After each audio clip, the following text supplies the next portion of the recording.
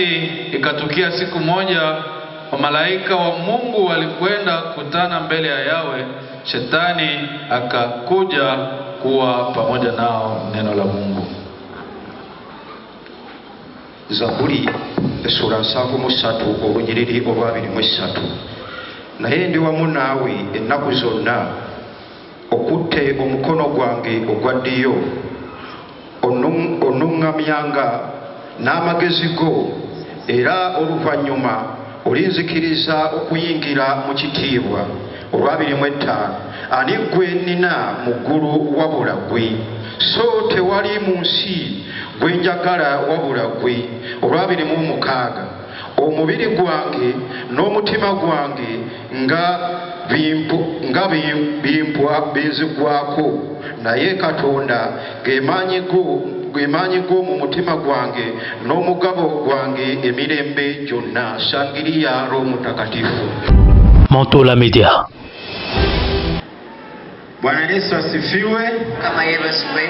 Basi tunabariki Mungu tena kwa kuweza kufunga somo letu kwa siku ya leo. Twakatondo nako lwalero na tutajenga juu ya kitabu ile ya Zaburi. Tujja kusimba Zaburi 73. Zaburi ya Samu kuanzia ile shairi la 23 takulujiro lwa 26 mpaka ile ya 26. Tukakulwa 26. Tumesoma juma mzima juu ya ukamilifu. Tuyigizidwa kuita maisha ya ukamilifu. Obulambo okutuukirira. Katika eneo mbalimbali za maisha. Katika maombi, kusaba, kati ya jangwa, mahali kote katika maisha yetu. Tumeona hatua mbalimbali namna gani tunaweza kuwa wakamilifu katika maisha yetu ya Ukristo. Alafu hauwezi maisha makamilifu isipokuwa unambana Mungu mwenyewe. Na ndio maana kwa siku ya leo nitasema juu ya neno linalosema umbane Mungu mkamilifu. Uwe na Mungu mkamilifu. Pasipo kumbana Mungu mkamilifu, pasipo kubana Mungu mkamilifu, kwa effort zako mwenyewe hauwezi lolote. Maana Paulo anasema ninaweza yote katika Kristo anayenitia nguvu. Kuwa na Mungu mkamilifu, kujua Mungu huyu mkamilifu inatusaidia sisi kuwa wakamilifu pia. Mahali ambako tumesoma katika kitabu ile ya Zaburi 73, pale ambako tutajenga usomi wa leo. Lakini pia kitabu ya Yobu, tangu ile versi ya kwanza mpaka ya 6, inaonyesha Yobu jinsi alikuwa mkamilifu. Lakini pamoja na ukamilifu wake, Shetani hakufurahia hiyo. Ndio maana wakati wana wa Mungu wanaendelea vizuri, Shetani anazunguka pia kama simba akitafuta mtu wa kumeza. Ndio maana asubuhi ya leo nataka niseme juu ya kumbana Mungu mkamilifu, anayekuwa siri yetu kuweza maisha makamilifu. Mantola Media. Wanaendelea wao unabakia mkamilifu, alafu unaanza kupotea, unaanza kupoteza rezo, unaanza kusema kwa nini niendelee kuwa mkamilifu? Kama watu wabaya wanaweza kuendelea, kwa nini mimi niendelee kuwa mkamilifu? Ndio maana kwa siku ya leo nataka ubani kwa neno linalosema ubana Mungu mkamilifu. Kwa nguvu yako mwenyewe hauwezi lolote. Kuna msichana mmoja alikuja kuniona nyumbani mwangu, alikuwa ameweza mtihani ya kufanya ya kuwa mtu ambaye atakuwa mtu mkubwa katika kazi. Alikuwa ameweza kazi, aliweza mtihani vizuri sana, lakini kuweza kumwingiza kumuingiza kwa kazi hiyo, yule bosi aliyefanyisha mtihani alimwambia unakosa kitu kimoja, na msichana akamuuliza ni kitu gani, alafu akamwambia itabidi sasa mimi tembee na wewe kimapenzi, ndio sasa utaingia kwa kazi hiyo. Msichana alikuja nyumbani kwangu akaniuliza mchungaji nifanye nini? Nikamwambia unajua nini mimi siwezi kukuambia kitu chochote, wewe ni mwana wa Mungu. Msichana alilia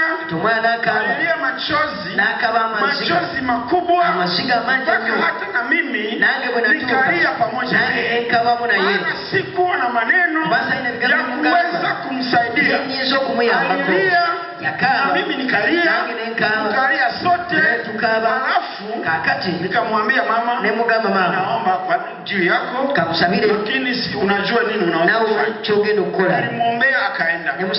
Alikokwenda akanipigia simu akaniambia mchungaji, siwezi kutembea na yule kimapenzi, kama hiyo kazi nitaiacha nipotee, siwezi kupoteza uzima wangu sababu ya kazi zangu. Basi mambo ilisha hivi. Kwa mwaka wa 2016 nilikwenda Amerika kwenda kufunza. Nilimkuta mtoto mwanamke huyo ameshafika huko na aanza kutumika kwa bango njiani. Bwana Yesu asifiwe. Alafu akaniambia mchungaji, nimesikia umefika huko. Alafu akaniita, nikamwambia ndio niko Michigan, alikuwa Washington DC. Alafu akaniita, nikamwambia wewe ndio utakuja mahali.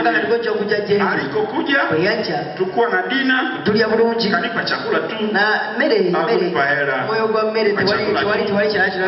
mchungaji, dina tu. Alafu tukafurahia Mungu kwa yale aliyopata. Lakini kumbuka Mungu mpenzi, unaweza kupoteza hiyo na kupoteza pia maisha yote. Ndio maana katika kitabu ya Danieli hii inasema wale vijana watatu walimwambia mfalme, wakasema hatutaabudu sanamu yako. Mungu tunayetumikia anaweza kutuokoa na wewe, lakini hata kama hatuokoe, hata kama tunakufa, sisi hatutaabudu sanamu. Maisha makamilifu yanatarajia wewe Bwana Mungu mwenyewe, maana ni choices kubwa sana za kufanya. Na hapa Daudi anaonyesha ya kuwa ameona wale wakamilifu hawaendelei, lakini waovu wanaendelea. Lakini anasema ninajua wewe Mungu ni mwema, sasa nifanye nini? Ndio mahali ambapo tumesoma Biblia inasema Daudi alikumbuka kwa moyo wake, hakika Mungu ni mwema kwa Israeli kwa wanaotenda haki.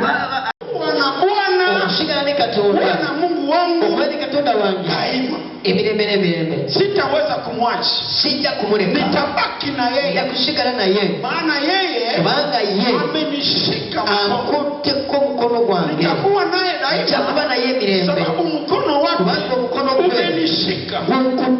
Hapa kunakuwa mambo mawili. Bwana Mungu ananishika, sababu ananishika mimi nitakuwa naye. Ni kwamba hauwezi kuwa na Mungu isipokuwa Mungu anakushika, isipokuwa Mungu anakushika kwa mkono wake mwenyewe.